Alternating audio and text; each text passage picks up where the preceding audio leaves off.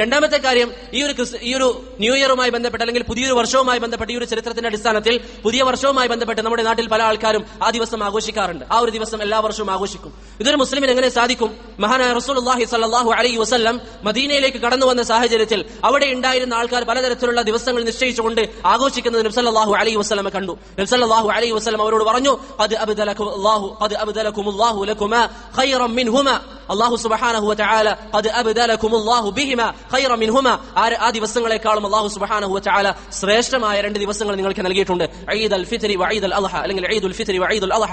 അത് ചെറിയ പെരുന്നാളും വലിയ പെരുന്നാളുമാണെന്ന് നബി സല്ലല്ലാഹു അലൈഹി വസല്ലം പറഞ്ഞു. അതുകൊണ്ട് മുസ്ലിമീങ്ങളെ സംബന്ധിച്ചിടത്തോളം എല്ലാ വർഷത്തിലും ഇങ്ങനെ ആവർത്തിക്കപ്പെടുന്ന രീതിയിൽ ഒരു ആഘോഷം എന്നുള്ളത് ഇസ്ലാം അനുവദിക്കാത്തതാണ്. അതിനാണ് ഈദ് എന്ന് പറയുക. ചില ആൾ പറയും നമ്മളത് ഈദായിട്ട് കാണുന്നില്ല, കേവലം ഒരു ആഘോഷമാണ്. എല്ലാ വർഷവും ആവർത്തിച്ചു വരുന്നതിനാണ് അറബിയിൽ ഈദ് എന്ന് പറയുക. അപ്പോൾ എല്ലാ വർഷവും ആഘോഷിക്കപ്പെടുന്ന ഏത് ആഘോഷമാണെങ്കിലും അത് ഈദാണ്, അത് ഇസ്ലാം വിലക്കിയതാണ്. ഈ ഈദുകളല്ലാതെ ബാക്കിയുള്ള എല്ലാ ഈദുകളും പരിശുദ്ധമായ ദീനുൽ ഇസ്ലാം വിലക്കിയതാണ്. മാത്രമല്ല, ഇങ്ങനെ ചെയ്യുക എന്നുള്ളത് കാഫിരീങ്ങളുടെ പ്രവർത്തനമാണ്. നബി സല്ലല്ലാഹു അലൈഹി വസല്ലം പറഞ്ഞു, മൻ തശബ്ബഹ ബിഖൗമിൻ ഫഹുവ മിൻഹും. ആരെങ്കിലും ഒരു സമുദായത്തിനോട് സാദൃശ്യം പുലർത്തിയാൽ അവൻ അവരിൽപ്പെട്ടവനാണ്. അതുകൊണ്ട് പ്രിയപ്പെട്ടവരെ, ഇങ്ങനെയുള്ള കാര്യത്തിൽ നമ്മൾ ഗൗരവം കാണിക്കണം. ഇന്ന് നിങ്ങൾ ചിന്തിച്ചു നോക്കിയേ, മുസ്ലിമീങ്ങളെ സംബന്ധിച്ചിടത്തോളം അവരുടെ അഖീദയുടെ വിഷയത്തിൽ പലതരത്തിലുള്ള വിട്ടുവീഴ്ച അല്ലെങ്കിൽ പലതരത്തിൽ അവർ കുറവുകൾ കാണിക്കാറുണ്ട്. മറ്റു മതക്കാരെ സംബന്ധിച്ചിടത്തോളം അവരുടെ ആരാധനകൾ അല്ലെങ്കിൽ അവരുടെ അഖീദ വിഷയത്തിൽ അവർ കടുംപിടുത്തക്കാരായിരിക്കും.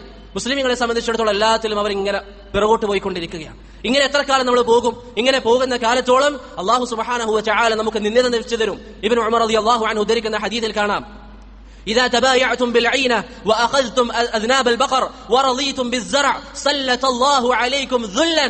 പ്രിയപ്പെട്ട മുസ്ലിം സമുദായമേ, നിങ്ങൾ ദുനിയാവിന്റെ പിറകിൽ പോയാൽ, കച്ചവടവും കൃഷിയുമൊക്കെയായി ദുനിയാവിന്റെ സുഗാഡംബരങ്ങളിൽ കണ്ണഞ്ചി പോയിക്കൊണ്ട് ജീവിക്കാൻ നിങ്ങൾ തയ്യാറായാൽ സല്ലല്ലാഹു അലൈക്കും ദുല്ലൻ, നിന്ദരായ ആൾക്കാരെ അല്ലാഹു സുബ്ഹാനഹു വ തആല നിങ്ങൾക്ക് മുകളിൽ വെക്കും, അല്ലെങ്കിൽ അല്ലാഹു നിങ്ങൾക്ക് നിന്ദ നൽകും.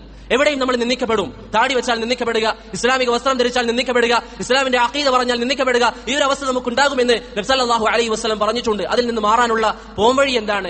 ലാ യൻസിഉഹു ഹത്താ തർജിഉ ഇലാ ദീനികും. നിങ്ങൾക്ക് ലഭിച്ചിരിക്കുന്ന അല്ലെങ്കിൽ നിങ്ങൾക്ക് മുൻകാലഘട്ടത്തിൽ ഉണ്ടായിരുന്ന ഇസ്സത്ത് നിങ്ങൾക്ക് തിരികെ വരാൻ നിങ്ങൾ ആഗ്രഹിക്കുന്നുണ്ടെങ്കിൽ നിങ്ങൾ എന്ത് ചെയ്യുക? ഹത്താ തർജിഉ ഇലാ ദീനികും, ദീനിലേക്ക് മടങ്ങുക എന്ന് റസൂലുള്ളാഹി സ്വല്ലല്ലാഹു അലൈഹി വസല്ലം പറഞ്ഞു. അതുകൊണ്ട് പ്രിയപ്പെട്ടവരെ, ദീനുൽ ഇസ്ലാമിന്റെ അടിസ്ഥാനപരമായ കാര്യങ്ങളിൽ ഒരു വിട്ടുവീഴ്ചക്കും നമ്മൾ തയ്യാറാവാൻ പാടില്ല. നമ്മെ സംബന്ധിച്ചിടത്തോളം അത് നമ്മുടെ ജീവിതത്തിന്റെ അടിസ്ഥാനമാണ്, നമ്മുടെ മതത്തിന്റെ അടിസ്ഥാനമാണ്, നമ്മുടെ വിജയത്തിന്റെ ഏറ്റവും വലിയ അടിസ്ഥാനമാണ്. ഇതില്ലെങ്കിൽ നമുക്ക് വിജയിക്കാൻ സാധ്യമല്ല. ഈ ഒരു ജീവിതം എന്നുള്ളത് കേവലം ഏതാനും വർഷങ്ങൾ മാത്രമാണ് എന്നൊരു വാസ്തവം ഉൾക്കൊണ്ടുകൊണ്ട് ജീവിതത്തിൽ ഏറ്റവും വലിയ സ്ഥാനം ദീനുൽ ഇസ്ലാമിന് നൽകി നമ്മൾ ജീവിക്കാൻ തയ്യാറാവുക. അല്ലാഹു സുബ്ഹാനഹു വ തആല നല്ല മുസ്ലിമായി ജീവിക്കാൻ നമുക്ക് ഏവർക്കും തൗഫീഖ് നൽകി അനുഗ്രഹിക്കുമാറാവട്ടെ.